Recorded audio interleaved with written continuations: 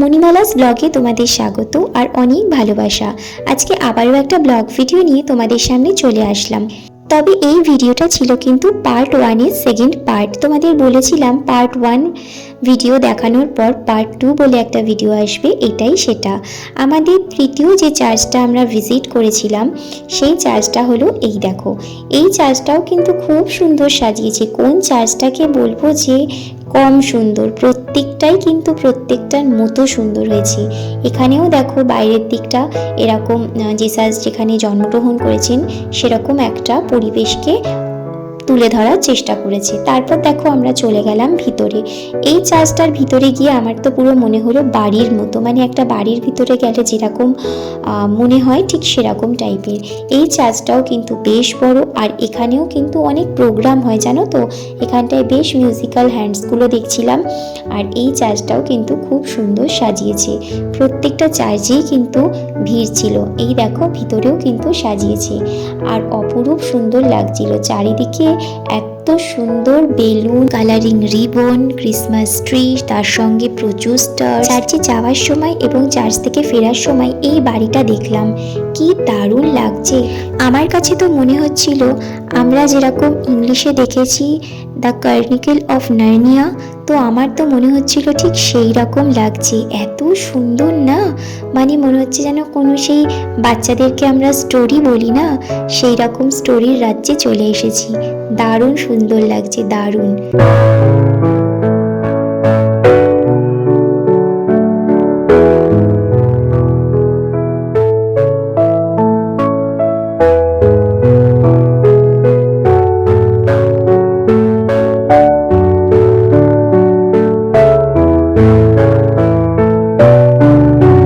Christmas থেকে নিয়ে 1 জানুয়ারি পর্যন্ত এরকমই সাজানো থাকে এই সব জায়গা। পুরো বাড়িগুলোকে ওরা খুব সুন্দর লাইটিং করে। সাথে তো প্রত্যেকটা বাড়িতে যেটা কমন সেটা হলো স্টার।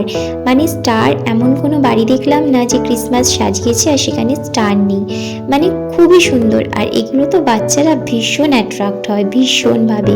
দেখো চারপাশে তো বসেছে অনেক অনেক খেলনার দোকান। এরপর কিন্তু আমাদের খুব খিদে পেয়ে গেছিলো আর খুঁজছিলাম কোথা থেকে আমরা খাবো। তো অনেক কটাই ফুচকার দোকান বসেছে। কোন ফুচকার দোকানে যাব বুঝতে পারছিলাম না, প্রত্যেকটাই ভিড়।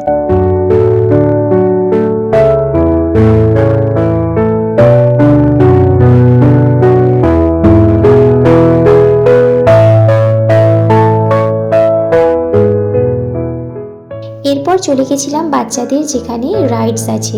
তো অনেক কটা রাইডস বসেছে, তার মধ্যে যে গাড়ি যেটা রয়েছে না রাউন্ড করে ঘোরে, সেইটার মধ্যেই তোজো আর হেমাং চললো। আর আমার ছেলে প্রথমে বলছিল যে এই মিকি মাউসে উঠবে, কিন্তু সত্যি কথা বলতে ও এখনও অতটা চটপটে হয়নি, তো সেই জন্য ঠিক সাহস পেলাম না। কিন্তু দেখো হেমাংকে দেখে বেশ ভালোই গাড়ি চালালো, কারণ এর আগে যখন ওকে শিশু মেলাতে গাড়িতে বসানো হয়েছিল ও কাঁদছিল, কিন্তু এখন হেমাংকে পেয়ে আর কোনো ভয় না।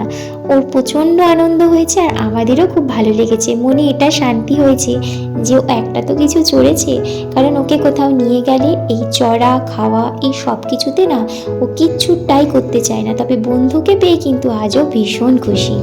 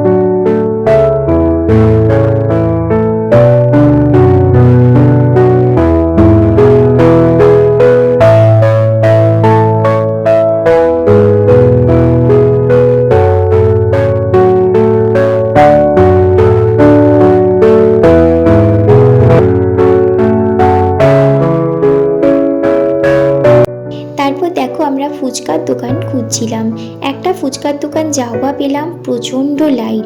তো আমরা বলছিলাম যারা ফুচকা খেতে দাঁড়িয়ে রয়েছে, মানে ফুচকা যারা খাচ্ছে, তারা কি বাড়িতে কোনো ডিনার করবে না? যত ফুচকা কি আজকেই খেয়ে যাবে?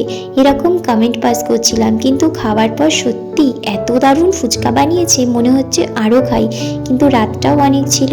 আর এই যে মিতু একটা পাগল, পুরো আমাদেরকে মাথা খারাপ করে দিয়েছে। ফুচকা খাবার পর সঙ্গে সঙ্গে দাদা আর ও গিয়ে মোমো অর্ডার করেছে। আপনারাই বলেন, ফুচকা খাওয়ার পর কি মোমোটা খাওয়া যায়?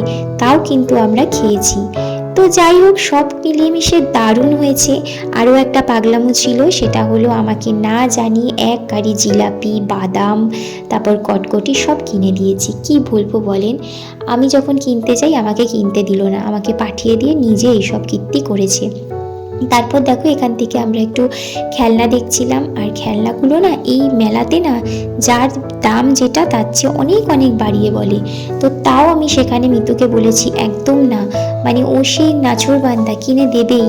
তো তারপর আমরা এই দু একটা জিনিস নিয়ে তারপর আস্তে আস্তে বাড়ির দিকে রওনা হলাম।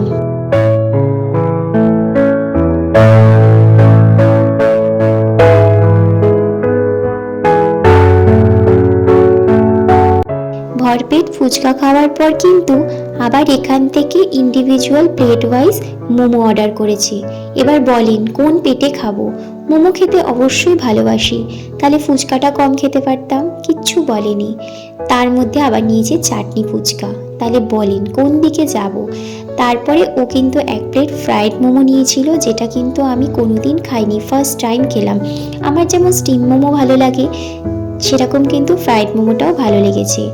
আর স্যুপের কথায় চলে আসি, স্যুপ কিন্তু আমার ওই কাঁচরাপাড়ায় একটা দোকান আছে, সেই দোকান ছাড়া কোনো দোকানের স্যুপ খুব একটা ভালো লাগে না।